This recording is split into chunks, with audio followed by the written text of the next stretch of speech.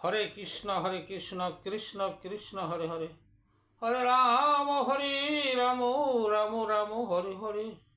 জয় গুরুদেবের জয়, জয় রাধা কৃষ্ণের জয়, জয় গৌনিতাই সীতানাথের জয়, জয় সকল সনাতনী ভক্তদের জয়।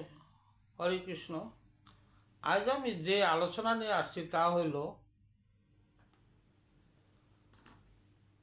দেহের রোগ হলে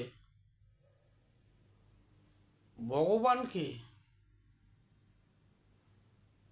এত ডাকে তবু রোগ মুক্ত হয় না কেন? আমরা এই জগতে দেখি রোগ ব্যাধি হইলে ভগবানকে ডাকি, আবার অর্থের জন্য ডাকি। এই যে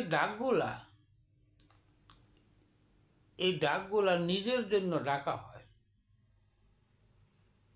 কারণ নিজের স্বার্থের জন্য ডাকা হয়।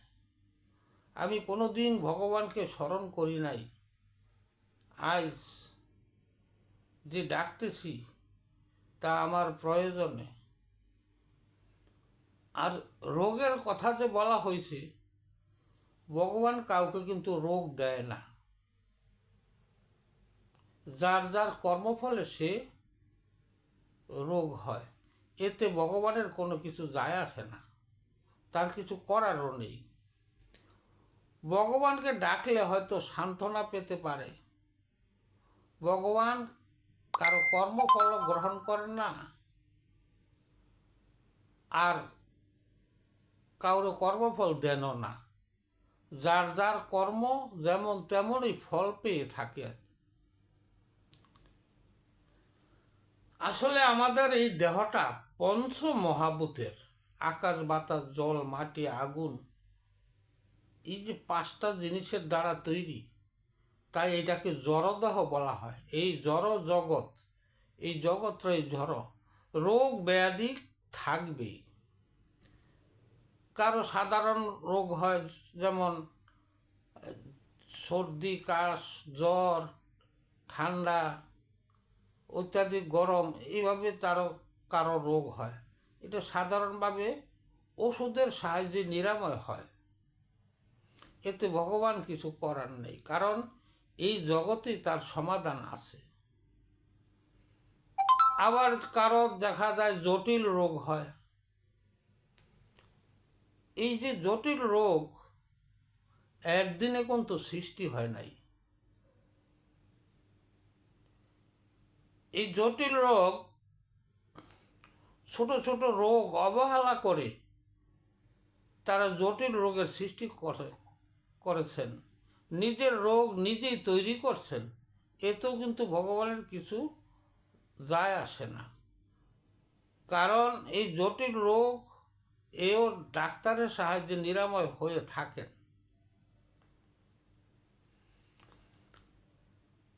তাই আমাদের কর্মের দ্বারাতে আমরা রোগের সৃষ্টি করি। নিজের রোগের জন্য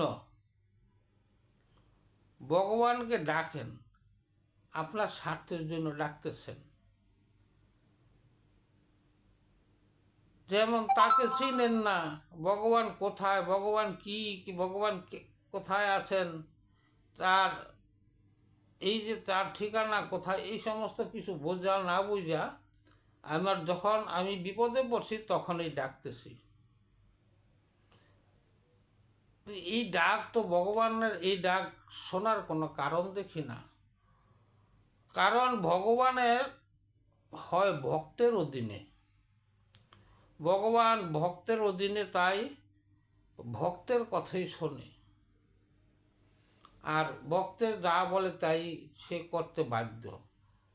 প্রকৃত ভক্ত হতে হয়। যেমন আরও কারো কারো দেখা যেতে আছে যে এই তিনটা জ্বালা দিছে, দৈহিক দৈবিক ভৌতিক, এই তিনটা জ্বালার দ্বারা তো এই ত্রিতাপ জ্বালা, এই ত্রিতাপ জ্বালা তো আমরা ভগবানকে ডাকি। এই জ্বালাগুলি কিভাবে হয়? যেমন হঠাৎ কারো দৈবিক একটা গাড়িতে অ্যাক্সিডেন্ট হইয়া সে অ্যাক্সিডেন্ট হয়ে সে পঙ্গু হয়েছে। এখন এইখানে তো তার কোনো পাপ দেখতেছি না আমরা, কিন্তু তার এটা হওয়ার কারণটা কি? এইটাও তার কর্মফল।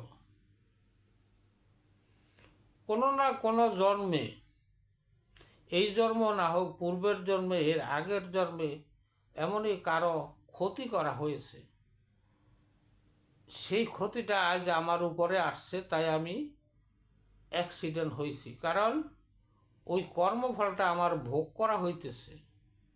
আবার কারো প্রতি কাউকে আমি আঘাত দিয়ে যদি কিছু করি, এটাও কিন্তু পরবর্তীতে আমি তার আঘাত পেয়ে থাকি। তাই আমাদের কর্মফলই মানতে হবে। আমরা যাই কিছু করি না কেন, ভগবানকে ডাকবো না কেন, ডাকবো, কিন্তু নিঃস্বার্থভাবে ভগবানকে ডাকতে হয়। নিজের প্রয়োজনে ডাকে, কিন্তু ভগবান সমাধান করে। কিন্তু রোগ যদি হয়, ওই রোগ কিন্তু নিরাময় সে করেন না। কারণ কর্মফল ভগবান এর উপরে হাত দেয় না। তিনি বলছে, আমি কারো কর্মফল নেও না, দেও না। যে যেরকম কর্ম করে আসে সে সেইভাবে ফল পেয়ে থাকে। যার যার ফল সে কিন্তু সৃষ্টি করে। তাই আমরা এই চলার পথে যদি সর্বদা ভগবানের প্রতি আসক্তি রেখে যদি আমরা চলতে পারি, এ জন্মে যদি আমি ভগবানের কৃপা লাভ করতে পারি, অথবা আমি ভগবানের সাধন ভজন করতে পারি, আমার ফলটা, পূর্ণ ফলটা এই জন্মই হবে। কিন্তু হবে যে পূর্ব জন্মের যদি আমার ফল থাকে, এটা ভোগ করতে হবে। এটা ভোগ করার পরে সমাধান হইলে তারপর যখন ওই পাপ ক্ষয় হবে কর্মফল, তখন আমার আবার পুনরায় আমি যে পুণ্যফল করছি, এই পুণ্যফল আবার ক্রিয়া করব, কাজ করব। তাই আমি জন্মে জন্মে এই কর্মফলে ভোগ করার জন্য আমরা পৃথিবীতে আসি। আমাদের যাই কিছু হোক না কেন, রোগ ব্যাধি, আর্থিক অভাব, অনেক কিছু আছে, কেউ পঙ্গু, কেউ অন্ধ, এরকম হয়ে থাকে। এগুলো আমাদের কর্মফলের দ্বারাতেই হয়ে থাকে। এতে কোনো ভগবানের কিছু যায় আসে না। আমরা ভগবানকে ভজন করি কেন? রোগ মুক্তি যদি কারো গুরুর কৃপা হয়, সাধু গুরু বৈষ্ণবের কৃপায় তার রোগ মুক্তি হতে পারে। ভগবান যা না করতে পারে, তাও কিন্তু সাধুগুরু বৈষ্ণবের কৃপায় কিন্তু আমরা তা মুক্ত লাভ করতে পারি। যেমন একটি লোক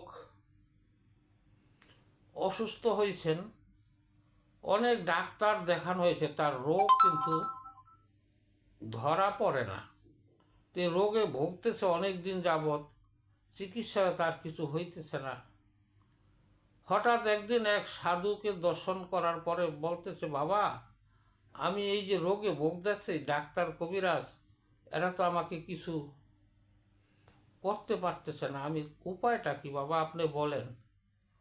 তখন ওই সাধু শুধু মুখে বলছে, যাও, তোমাকে কৃষ্ণ কৃপা করবে, তুমি ভালো হয়ে যাবে কৃষ্ণের কৃপায়। এই যে সাধু মুখ দিয়া শুধু এই কথাটা বলছে, শুধু এইটুকুই বলছে। ওই লোক এরকম করতে করতে এক সাধারণ ডাক্তারের কাছে গিয়ে বলতেছে, কিরে, তো ডাক্তার পরিচিত, যে তোমার এই অবস্থা কেন? আমি তো এই রোগে ভুগতেছি, আমি তো কোনো ওষুধ পাইতেছি না। তখন সেই ডাক্তার বলল যে তুই আমার থেকে ওষুধ নে, তোর রোগ ভালো হবে। তখন ওই ডাক্তারের ওষুধ খেয়ে সে ভালো হয়ে গেল। এখানে আমরা কি দেখতেছি? এখানে আমরা দেখতেছি যে এত বড় ডাক্তার, তাদের দ্বারা তো হইল না, সাধারণ ডাক্তারের সাহায্যে সে রোগমুক্ত হইল। এখানে দেখা যায় ওই যে সাধু বলছে মুখে, কৃষ্ণ তোমায় কৃপা করব, তুমি ভালো হয়ে যাবে। এই যে ভালো হওয়ার কথাটা যখন কৃষ্ণের উপর নির্ভর, ওই সাধু কৃষ্ণের প্রকৃত ভক্ত, এই ভক্ত যখন বলছে ভগবান এটাকে নিরাময় করতে বাধ্য হয়েছেন, কারণ ভক্তের অধীনে। তাই আমাদের রোগ মুক্তির উপায় যদি কর্মফল কাটতে হয়, সাধুগুরু বৈষ্ণবদের যে কৃপায় কাটা হয় এবং নিজের যাই ভালো কর্ম করতে করতে এইভাবেই ক্ষয় হয়ে যায়। যাই হোক, আজকের আলোচনা ছিল ভগবানকে ডেকো আমাদের রোগমুক্ত হয় না কেন। এই আলোচনায় যদি আমার কোনো ভুল ত্রুটি হয় আমাকে ক্ষমা দৃষ্টিতে দেখবেন, আমি অতি নগণ্য। হরে কৃষ্ণ কৃষ্ণ কৃষ্ণ হরে হরে, হরে রাম রাম রাম হরে হরে। জয় সকল সনাতনী ভক্তদের জয়।